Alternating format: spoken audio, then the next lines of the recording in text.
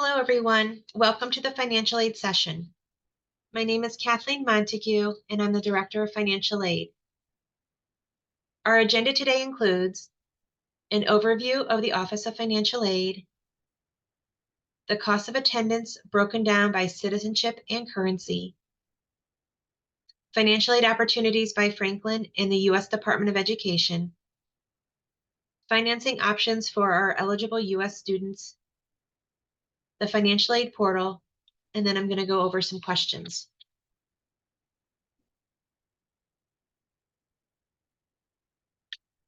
I work out of New York State in the United States. I have been in higher education for over 20 years, but I've only worked at Franklin for about 6 months. A little bit about the office.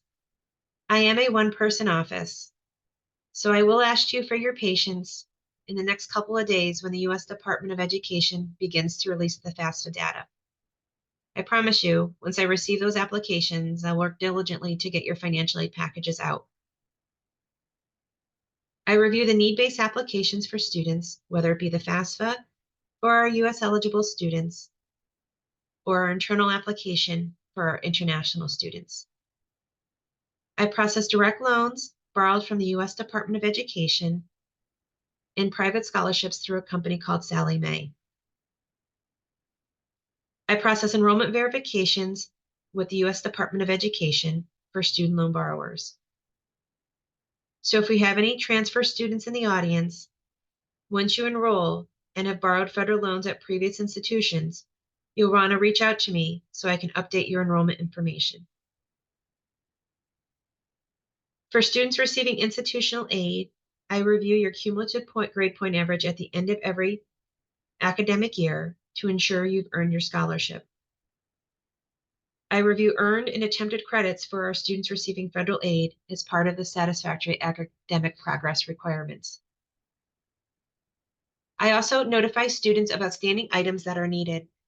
For example, if you decide to borrow a federal loan, I'll remind you of your entrance counseling and master promissory note, both requirements in order to receive that loan. I work closely with the Office of Admissions. They are the office that determines your eligibility for any scholarships, and I work closely together with them, helping our new students with questions and making a smooth transition to our family in Lugano. My side of the house reviews eligibility for need-based award grants.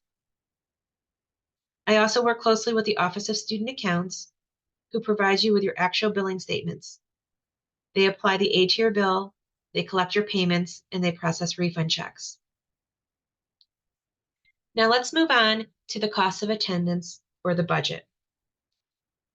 The budget is an estimation of your average costs for the 2024-25 academic year, so the fall 24 and spring 25 semesters. The U.S. Department of Education requires schools to establish a budget. For one, families understand the full cost of attending the school, and two, a student can never receive more loans than their budget allows. The budget is comprised of direct costs, which are items that the bursar will bill you for, and indirect costs, which are items that we know will be an expense to families, but you will not be billed for them. So billable items are tuition fees, housing, and the meal plan, potentially insurance based on your citizenship. Non-billable items include books and supplies, transportation, personal expenses, and again, depending on your citizenship, medical insurance may be charged to you or may not. So when we're looking at the indirect cost, a student may need to borrow loan fare to get back and forth from the United States to Lugano. Or they may need money for shampoo, which would be a personal expense. So students can borrow money or a student loan that goes beyond the direct cost to help you with the indirect cost. You can always email me if you have more questions about that. International students will need to find their own funding and financing for those things, as I can only process loans from students from the United States. There is an origination fee of $500 to $550, which will be an expense to you, but that will not be part of your cost of attendance budget. as I can only include expenses once the semester starts, and unfortunately, the orientation fee is charged the week prior to attending the classes. So you will see that on your bill. Please note the college does adjust these items on an annual basis. The tuition and currency you will be charged are based on the student's citizenship. We use two currencies, the US dollar and the Swiss franc. The tuition rate is going to be based on the passport. US citizens, as well as Canadian citizens, as well as US citizens and Canadian citizens with dual citizenship to a EU or EEA member state, you will pay in the US dollars. All other citizens will pay in the Swiss franc.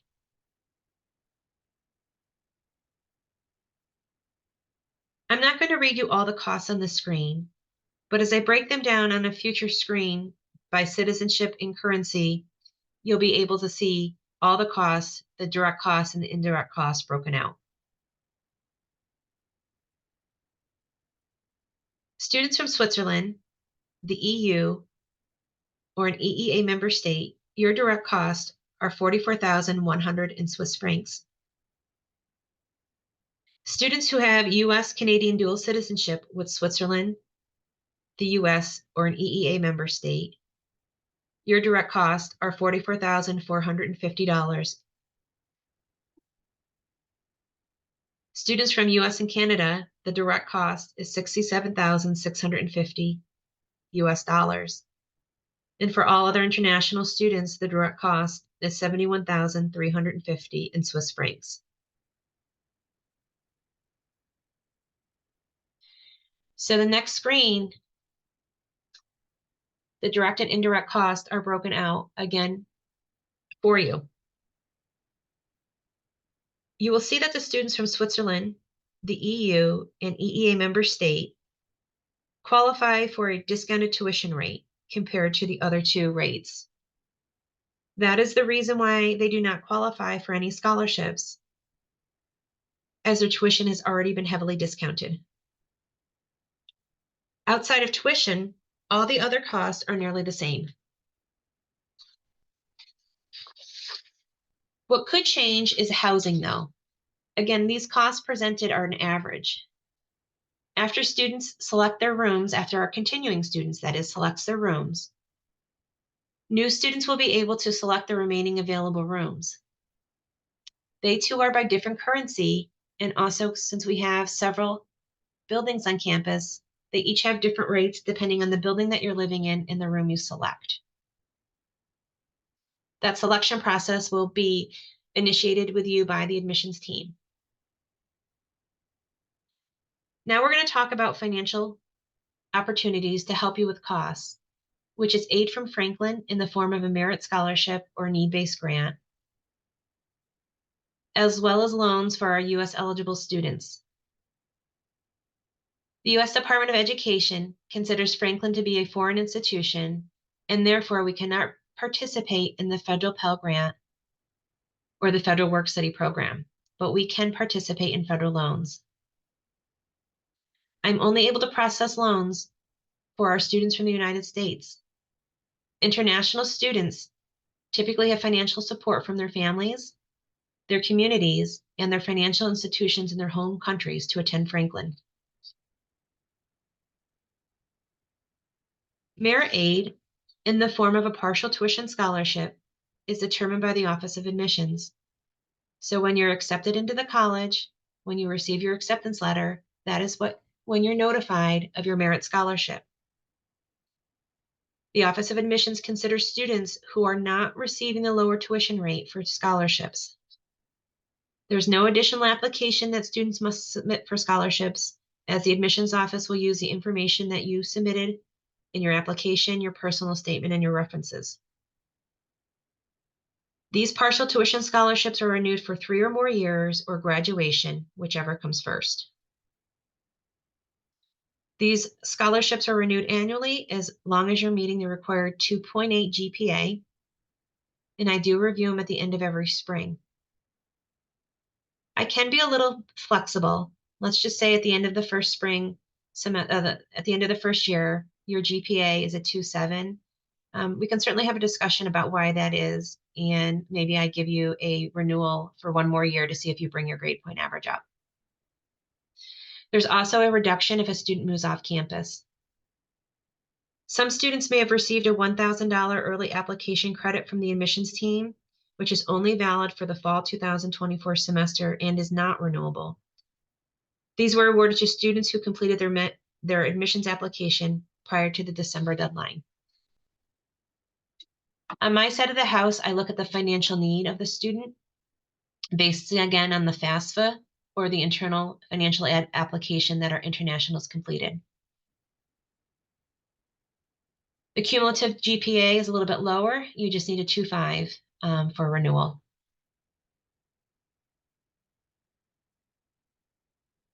There are some other opportunities that are managed through the Office of Student Life, which are open to all students regardless of citizenship. In the beginning of each semester, that office will email students about openings that we have in the lifelong learning program. This program provides opportunities for students to become career ready, working a few hours a week in a student service position or alongside faculty. The scholarship is paid out twice a semester and is intended for spending. Should a resident advisor or resident assistant position open up, the Office of Student Life will notify students about the application process. These are highly competitive, and they're looking for students who like to get involved on campus and are good in emergency situations. Students are compensated with room and board should they be selected for this position. Lastly, the Office of Student Life will reach out to students looking to work in the Lugano community, asking you for your skill set, and they will share that information with the community at large. Should a community member looking for your assistance, they will contact you for possible employment opportunities. Now I'm going to talk about federal loans awarded through the U.S. Department of Education. A first-year student who's a freshman can receive up to $5,500 in their first year, with no more than $3,500 coming from a subsidized loan program. The subsidized loan means that the government pays your interest for you while you're in school and during your grace period. With an unsubsidized loan, the interest occurs during the life of the loan. Parents can borrow up to the cost of attendance, less any other grants and scholarships, and loans. These loans offer a fixed interest rate and have an origination fee.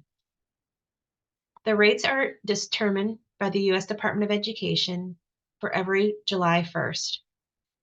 So through July 1st, 2024, the current interest rate on a subsidized and unsubsidized loan is 5.50%. And for a parent loan, it's 8.05%. The origination fees have stayed the same for the last few years, and I don't know yet if the government is going to increase or decrease those.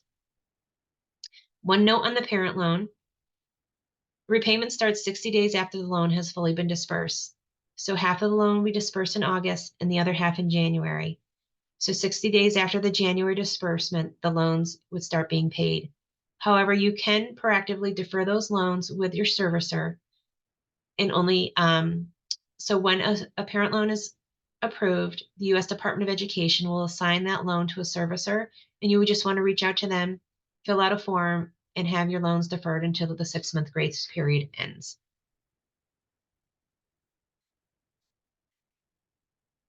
Now I'm going to walk you through how financial need is determined. In all three examples, students have the same cost of attendance, $73,050. They all have a different student aid index number, which is generated by the FAFSA. So example 1 has a student aid index of 0. Example 2 has a student aid index of 62,050. And in example 3, the student has a student aid index of 80,000. You subtract the student aid index from the cost of attendance, and you get the original need. Then you subtract out any grants and scholarships, and you have remaining need. In example 1, they have $63,050 in remaining need, So they are eligible for the full $3,500 in a subsidized loan and the remaining $2,000 in an unsubsidized loan for a maximum of $5,500. In example 2, after subtracting out the student aid index, grants and scholarships, the remaining need is $1,000. Therefore, the student qualifies for $1,000 in an unsubsidized loan.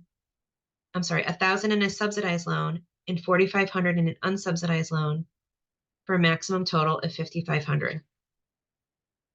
In example 3, the student does not show any financial need, so the full $5,500 is unsubsidized.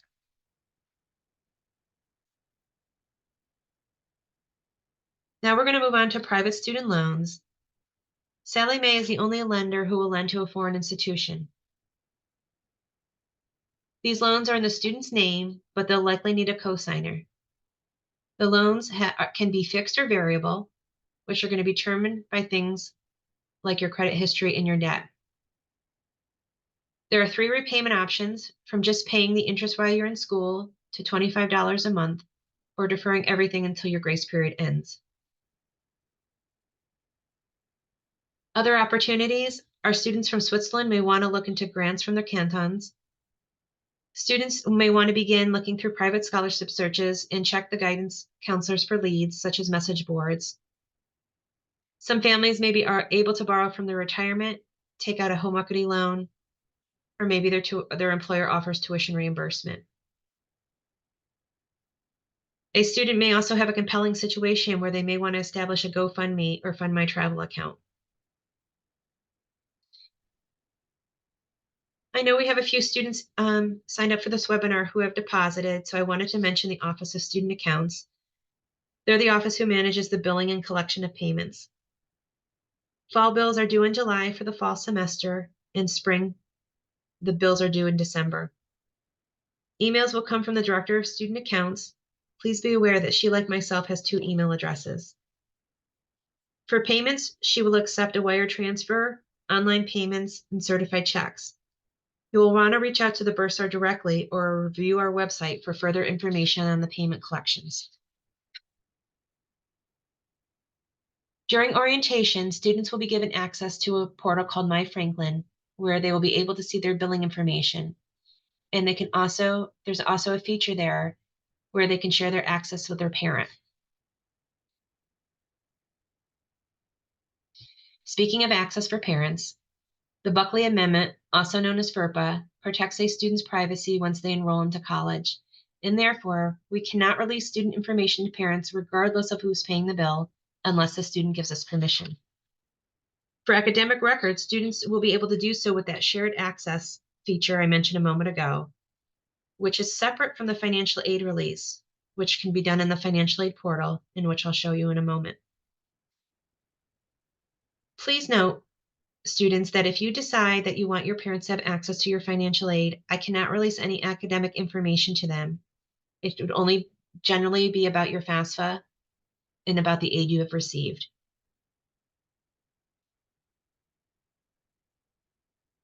Now we're going to take a look at the financial aid portal. Students who received aid from the school would have received an email that looks similar to this one. In yellow, you will see the link for the portal, your ID, and a link to schedule a Zoom appointment with me. In blue, you'll see the currency. And I wanted to note that some folks found it a little confusing. The computer system cannot replace a $ with CHF if you're playing in Swiss francs, but I do note your currency here. Students who are receiving the discounted tuition rate also received an email which told them their currency, the link for the portal, their ID, and again, a Zoom link if you wanted to schedule an appointment with me. This is the landing page to the portal. You want to click on New Franklin Students first and follow the activation instructions in the middle of the page.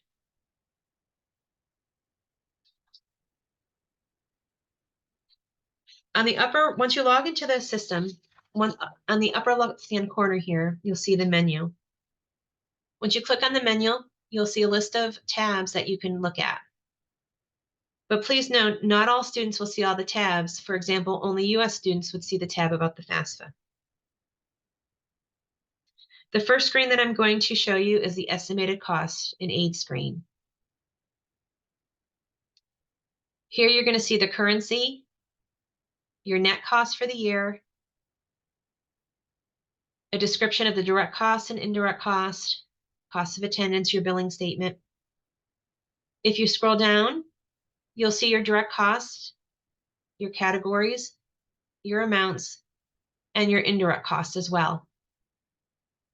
You'll also see your awards and note any important messages. By clicking on this blue link, you'll be taken to the message. A message would pop up. For example, this is telling you you need a GPA of a 2.8, have to have 20 credits, and there would be a reduction if you move off campus. The next screen is your disbursement screen. You can see that the disbursement date is after the bills are due. So what will happen is when the Office of Student Accounts send you your billing statement, you're going to see your merit aid or your need-based aid is pending on your bill. What pending means is that the bursar's office knows that the money is going to come and reduce your bill. So let's just say you have a bill for $1,000 and you see pending aid for $500. The Office of Student Accounts will expect you to pay the difference, which would be $500. I know that's a low estimate, but just for general purposes. So shortly after the scheduled date here of August 26th, you should see that I've dispersed your aid over, so you know that's going to come off your billing statement. Again, it just remains pending, and again, the billing office knows that that aid is due in. But for example, if you have a student loan and you haven't done your entrance counseling or master promissory note, I'll eventually take that off your bill, and then you would owe that money to the Office of Student Accounts. So it's important that you follow up on any of the outstanding documents that you have and paperwork. Okay, so here's the Documents and Messages tab. You're going to come and see that if you owe any paperwork, you're going to see the status of received, not signed, waived, and the date.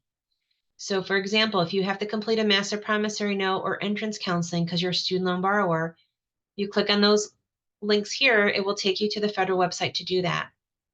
But also I have messages set up. So if we click on the message, it will tell you that you need to complete a master promissory note and where to do that. The next screen I'm going to talk about is the electronic submissions. And so this is where you want to complete the FERPA form. You can do that by clicking on the FERPA. You'll answer some questions, include a password that parents will need to supply. And you can tell that it's been submitted, a date will populate here. The FAFSA, if you have not completed the FAFSA yet for our US students, I have some video links here to help you with that, as it is a new process this year. Private scholarship search, I have some videos set up for you, some helpful tools, some links for the US students, as well as international students. Financing options. If you're going to do a parent loan, I have information for you, as well as the private student loan. Other opportunities, this was just a reminder about the lifelong learning, the residence life, positions, and the odd jobs. The last screen I want to show you from the portal is our direct loan status for students. As you progress through the years, your loan eligibility will go up. And then we also have some videos about repaying your loan. So now I'm going to go over a few questions that were asked from the registration form. Do I have to complete a FAFSA every year? You only need to complete a FAFSA if you're going to apply for a federal loan each year. Do I need to complete an international student aid application every year? No, you do not. You just do it your first year. What if my parent is not approved for a federal direct parent loan? Parents can reapply with a cosigner, or a student can receive $4,000 in unsubsidized loan if the parent is no longer going to pursue the parent loan. If I'm in the Emerson 2+2 program, will my aid from Franklin stay with me? No, you earn a 2-year degree from Franklin and then you move on to Emerson. At that point, Emerson will take care of your financial aid for you. Does Franklin offer payment plans? Only for returning students who made on-time payments in the previous year. Everyone, here is my contact information. I work out of the United States. Here's my phone number. Most of all my emails are going to come from the FinAid email address. And once students are enrolled, I'm going to be emailing students to their Franklin email address. Now, parents, I know that you'd like to get the information, but this information for financial aid is in the student's account. It's in their name. So I'm going to email the students. Students, you do need to forward these emails to your parents if you want them to assist you or ask them, have them ask me any questions. You can email me though. Either email address works for me. I answer both of those. And there was a link again on the letters that I sent out for financial aid appointments. Thank you for attending our session and feel free to reach out to me with any more questions.